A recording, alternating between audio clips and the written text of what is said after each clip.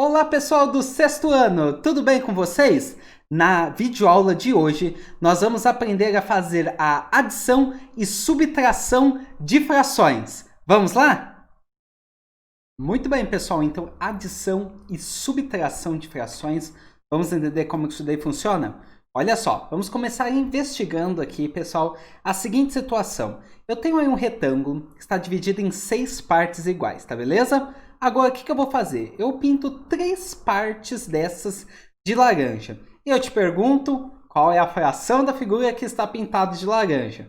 Bom, você já sabe que isso é 3/6, né, pessoal? Foram pintadas 3 partes de um total de 6 partes, beleza? Muito bem. Agora, veja o que eu ainda faço com esse desenho. Eu pinto 2 partes dele de azul, tá certo? E aí eu te pergunto, qual é a fração que foi pintada de azul aí dessa figura? 2/6, né, pessoal? Porque foi pintada de azul 2 partes de um total de 6 partes, tá certo? Muito bem. Agora, olha só, depois que eu pintei uma parte de laranja e uma parte de azul, eu posso perguntar, então, qual que é o total da figura que foi pintada? Ou seja, independente da cor, qual a fração dessa figura que foi pintada no total? Bom, foram pintadas 5 partes de 6, né, pessoal? Então, o que já foi pintado dessa figura é 5/6, beleza? 5 partes pintadas de um total de 6, só sobrou uma partezinha branca ali, tá certo? Bom, agora, gente, então o que a gente percebe? A gente acabou de somar essas duas frações. A parte laranja mais a parte azul dá o total da figura que foi pintada. Ou seja, pessoal, nós vimos que 3/6 mais 2/6 é igual a 5/6. A parte laranja mais a parte azul é igual ao total da figura pintada. Beleza? Bom, então já fizemos uma conta de adição de fração sem nem mexer com números, apenas olhando aí a figura, beleza? Bom, agora a gente tem que observar o que está acontecendo, para a gente não ter que ficar toda hora fazendo aí desenho para resolver a operação com fração, né? Bom, investigando essa situação, o que a gente percebeu então, pessoal? O que aconteceu com os números de cima? Eram 3 e 2... e deu 5, ou seja, 3 mais 2 igual a 5. Eu realmente fiz a adição.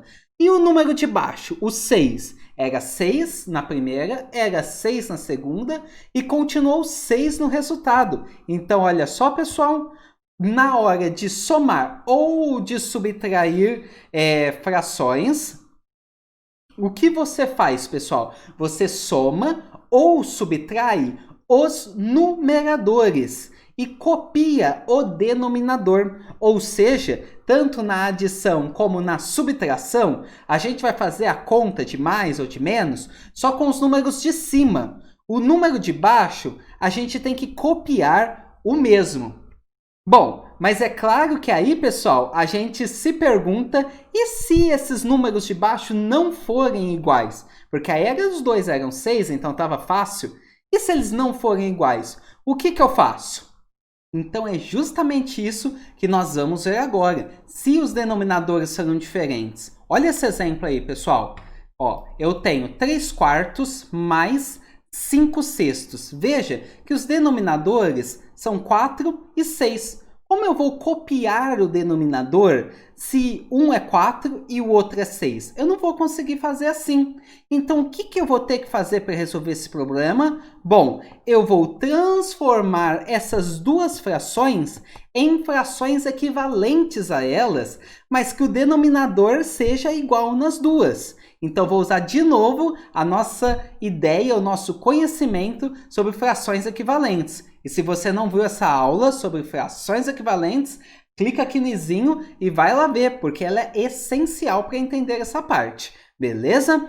Bom, então olha só, pessoal, daqui a pouco então eu vou ter que multiplicar o 4 por um número e o 6 por um número, de forma que esse número, o resultado seja o mesmo, aí o mesmo denominador nas duas frações.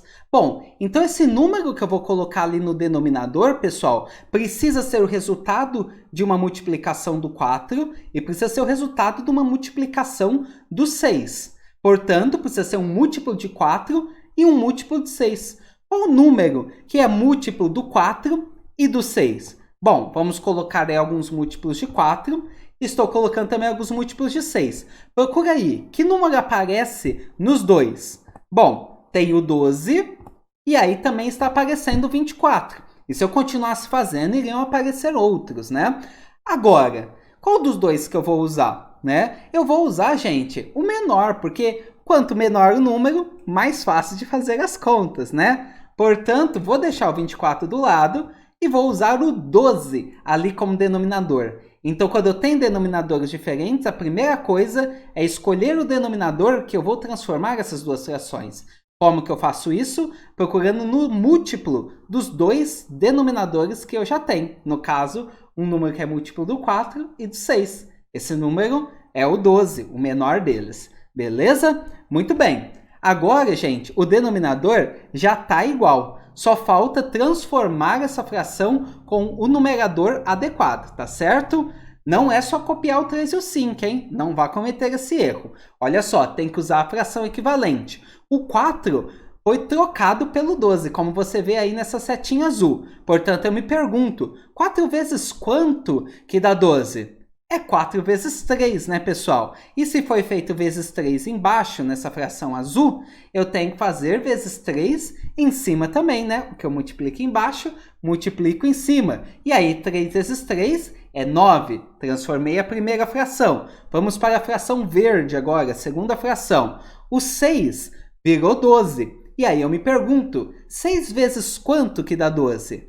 É 6 vezes 2, né? Se eu fiz vezes 2 embaixo, eu também tenho que fazer vezes 2 em cima. E aí, 5 vezes 2 é 10, tá certo? Agora, olha só, pessoal, a conta 3 quartos mais 5 sextos que foi passada se transformou na conta 9 dozeavos mais 10 dozeavos. E, embora pareçam contas diferentes, é a mesma coisa, porque as frações são equivalentes. E agora, qual que é a vantagem? Os denominadores são iguais, 12 e 12. Então, eu já sei fazer. Como é que é mesmo? O número de cima eu vou somar e o de baixo eu vou copiar. Então, 9 mais 10 é 19 e embaixo eu copio o 12.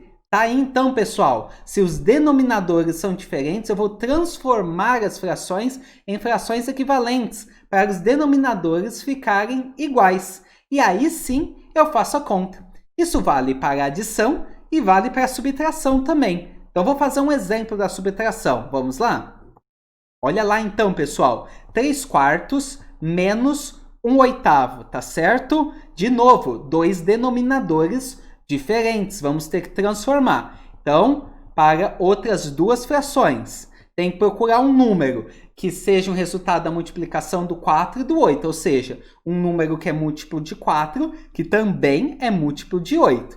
Vamos escrever aqui os múltiplos de 4, alguns deles, e alguns múltiplos de 8 também. Você está vendo aí qual o número que aparece nos dois? Tem o 12, tem o 8, tem o 16, certo? E se continuasse fazendo, apareceriam outros. Aí também tem o 24, né? Tem o 8, tem o 16, tem o 24. Todos eles aí aparecem nas duas linhas, certo? Mas é claro que eu vou usar o menor de todos para ficar mais fácil. Mas se você usar um maior, não tem problema, certo? Só que às vezes você vai ter que simplificar a fração depois no final, tá certo? Então mais um trabalho, acho que não vale a pena. Olha só então, pessoal, vou colocar então aí o 8 nos dois denominadores, tá certo? Muito bem. Agora é só transformar o número de cima. Atenção, não é só copiar 3 e 1, tem que transformar o número de cima usando as frações equivalentes, tá certo?